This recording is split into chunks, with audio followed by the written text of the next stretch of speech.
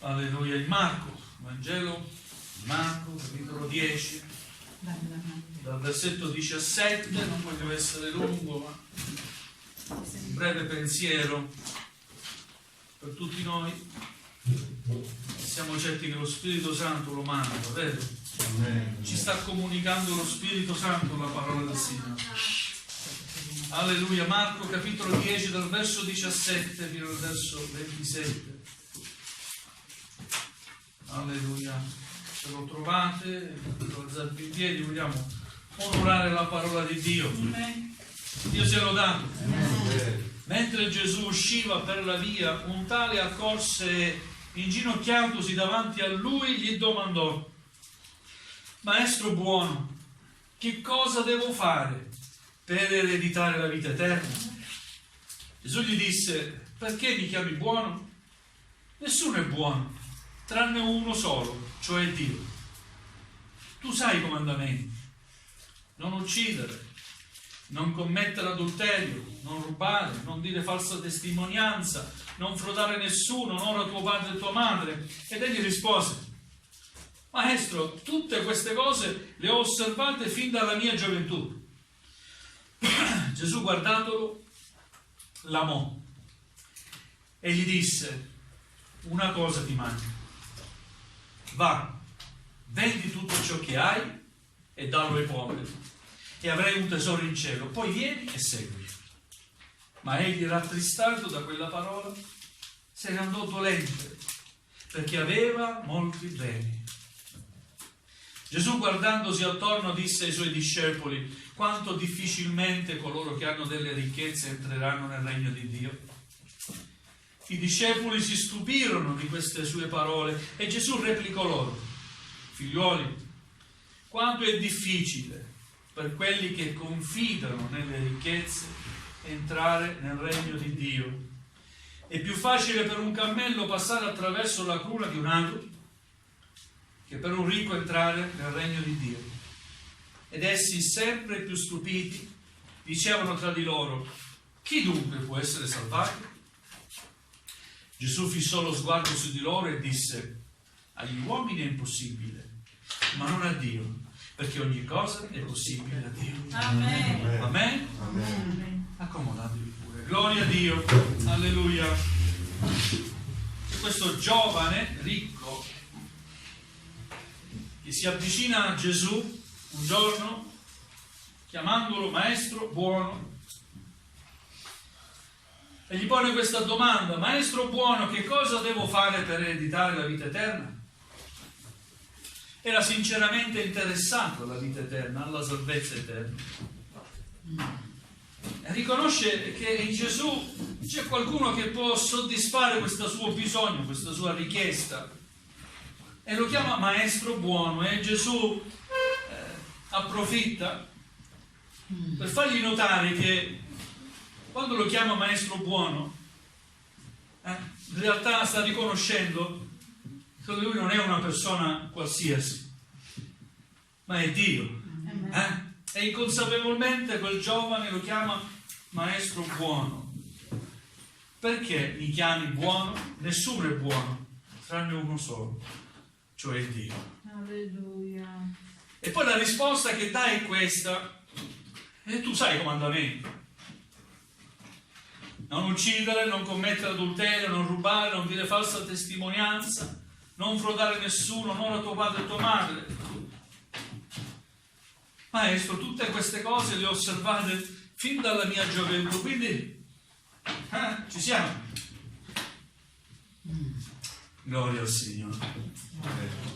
Se voi fate caso a questi comandamenti, questi sono comandamenti, la seconda parte dei comandamenti che regola i rapporti tra gli uomini. Alleluia.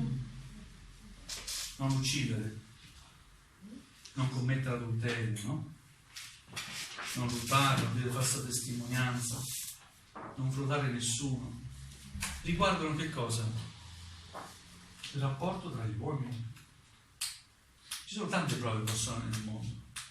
Io conosco tante brave persone, però non hanno la grazia di Dio. Non si può entrare nel regno dei cieli perché si è brave persone. bisogna avere qualcosa in più.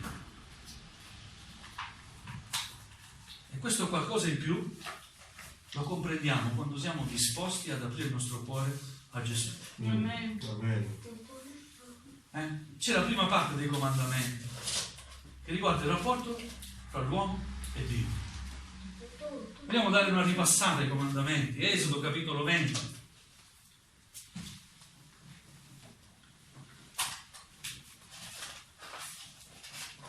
Allora Dio pronunziò tutte queste parole: io sono il Signore il tuo Dio che ti ho fatto uscire dal paese d'Egitto, dalla casa di schiavitù. Non avere altri dei oltre a me.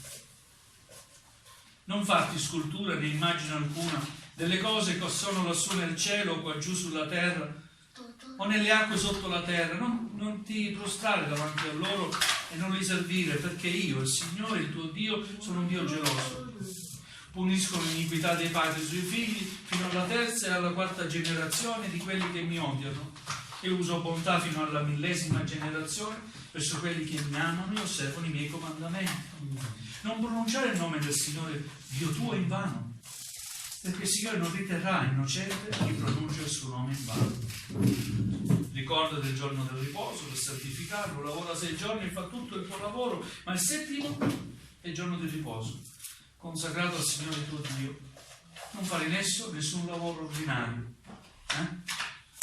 E poi ci sono quei comandamenti che riguardano noi uomini. Quindi è importante capire che ci sono, tra virgolette, delle regole, dei principi da seguire. Prima di tutto dobbiamo mettere Dio al primo posto. Mettendo Dio al primo posto, delle sorelle, sicuramente vivremo bene anche con gli altri.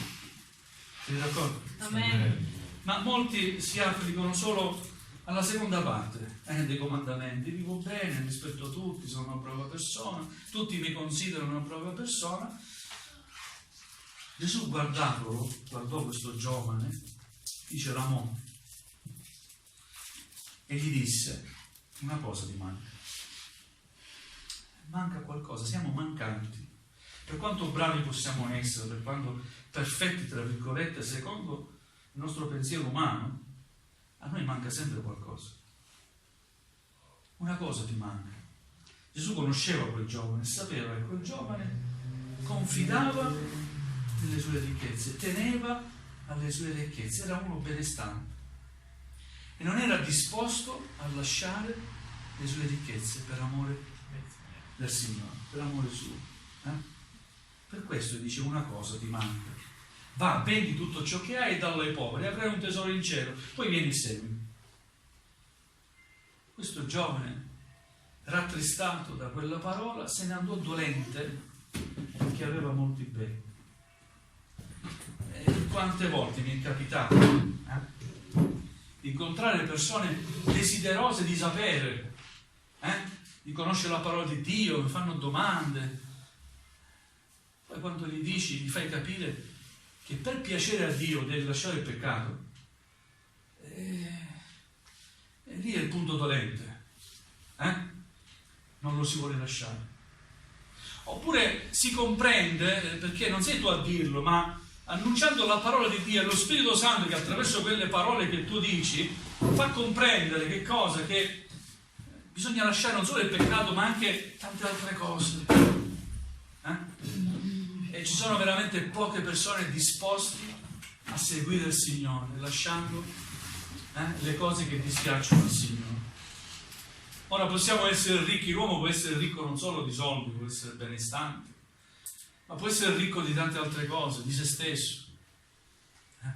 Avete conosciuto persone ricche di se stessi, che hanno di sé un concetto così alto, quasi da fare di se stessi un idolo. Persone ricche di una consapevolezza interiore, di sapere essere in grado di poter affrontare qualsiasi difficoltà, e poi quando di fronte ad una notizia che il medico dice mi dispiace, con tutti i suoi soldi lei è spacciato, no? Ora l'uomo può essere ricco, può essere convinto, ma di una cosa ha bisogno, ed è la cosa più importante. L'uomo ha bisogno della grazia di Dio. Amen. Ora, quando Gesù dice a questo giovane una cosa ti manca, sapeva cosa diceva il Signore. Alleluia. Era un giovane ricco, un giovane che non voleva lasciare quei privilegi che godeva. Ma per servire al Signore devi essere disposto a lasciare ogni cosa. Amen. Perché se segui Gesù, se scegli Gesù, sei pienamente convinto che tutto quello che hai di bisogno ce l'hai davanti, è Gesù. Amen. Alleluia. Quindi rattristato da quella parola se ne andò dolente perché aveva molti beni. Ed ecco che Gesù approfitta della situazione dando un insegnamento ai suoi discepoli. Dice: quanto difficilmente coloro che hanno delle ricchezze entreranno nel regno di Dio. Cosa vuol dire questo? Che Dio salva solo i poveri? Non è così, sapete? Dio vuole salvare tutti, salva ricchi, poveri. Amen. Poi specifica Gesù che difficilmente potranno essere salvati quelli che confidano nelle ricchezze. Amen. Quindi benvengano i fratelli benestanti, ricchi, gloria a Dio. Ci sono nel popolo di Dio fratelli che stanno bene economicamente, chi ha fabbriche. C'è chi ha fabbriche, sta bene, tanti altri, qualche posto lo conosco. Melluso, lo ricordate? Conoscete le scarpe Melluso? È una fabbrica a Napoli, il pastore, la sua famiglia stanno bene, eppure servono il Signore. Danno da lavoro ai fratelli, fanno del bene, hanno consapevolezza che le ricchezze che hanno un giorno le dovranno lasciare. Amen? Perché la vera ricchezza è avere Gesù nel cuore. Amen. Questa è la vera ricchezza. Ora Gesù dice: è più facile che un cammello entri nella cruna di un ago, pensate, che un ricco nel regno dei cieli. E allora stupiti i discepoli, perché si stupivano dagli insegnamenti di Gesù. Erano discepoli, sì, seguivano Gesù, ma gli mancava una visione spirituale delle cose. Ma allora chi può essere salvato? La salvezza non dipende dall'uomo. La salvezza non dipende da te, dalle tue forze, da quello che puoi fare di buono per gli altri. No. La salvezza è un dono di Dio. Per gli uomini è impossibile salvarsi. Non puoi salvarti da solo. Ma io faccio buone opere, non puoi salvarti da solo. Hai bisogno di Gesù. Amen. Per questo Dio ha mandato il suo figlio Gesù, affinché Amen. tu e Dio possiamo essere salvati. Amen. Alleluia. Chi dunque può essere salvato? Gesù fissò lo sguardo su di loro e disse: agli uomini è impossibile, ma non a Dio, perché ogni cosa è possibile a Dio. E ancora oggi noi crediamo che ogni cosa è possibile a Dio. Amen. Per questo guardo con fiducia. Quando guardo i miei figli dico: con fiducia, io non li posso salvare, ma so che Dio può toccare il loro cuore. E così i tuoi figli, guarda con fiducia al Signore, spera nel Signore, perché tu non li puoi salvare. Quello che possiamo fare, sapete cos'è? Dare un buon esempio. Fargli vedere che noi serviamo il Signore con tutto il cuore. E lo facciamo veramente con tutto il cuore. Andiamo in chiesa con gioia per servire il nostro Re. Non è un peso, gloria a Dio. Ma piove, papà, dobbiamo andare in chiesa, anche se piove.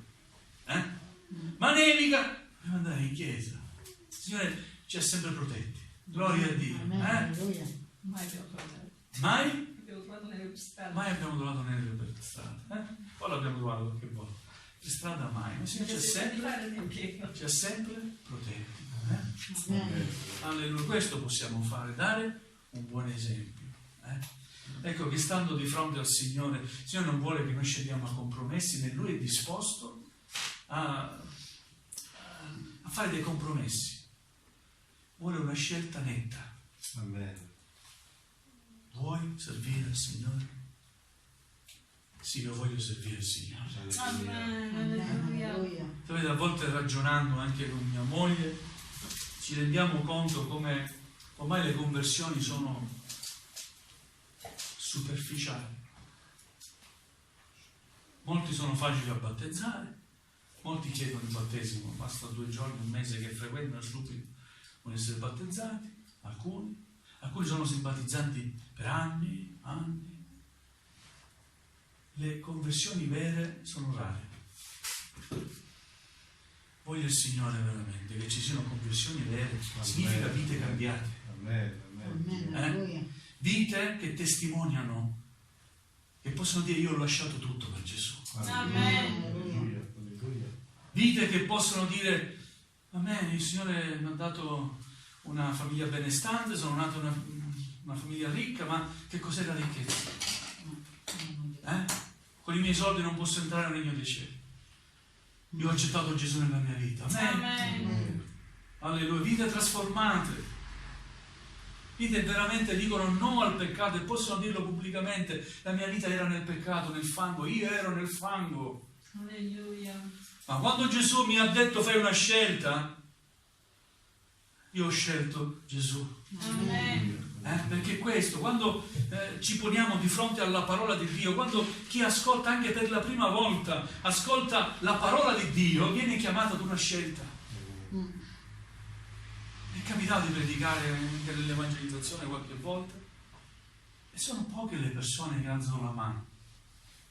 Il più delle volte se ne vanno tutti. Qua ci chiamano a qualcosa, fa paura lasciare la propria vita.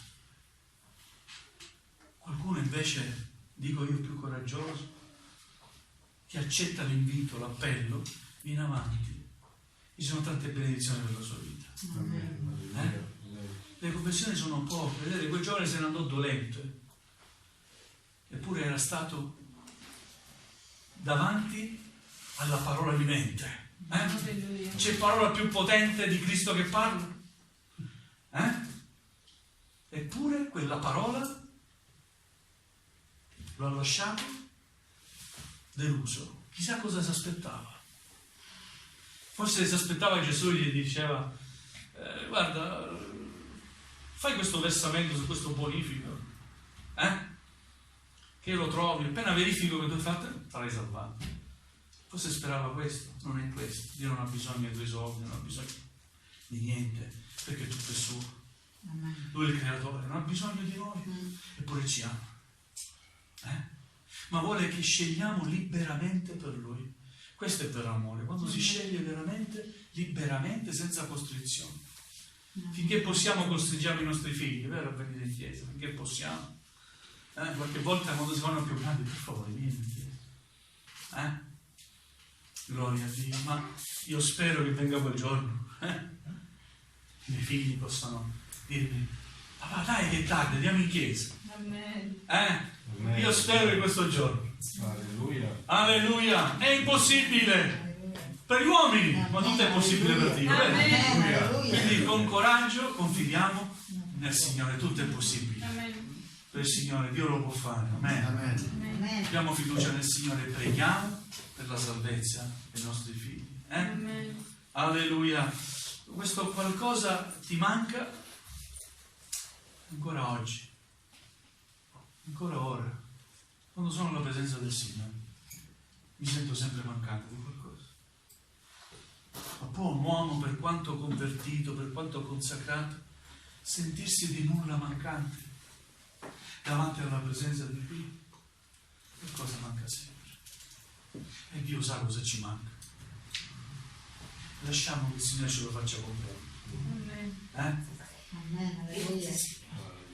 Signore, voglio servirti ancora meglio.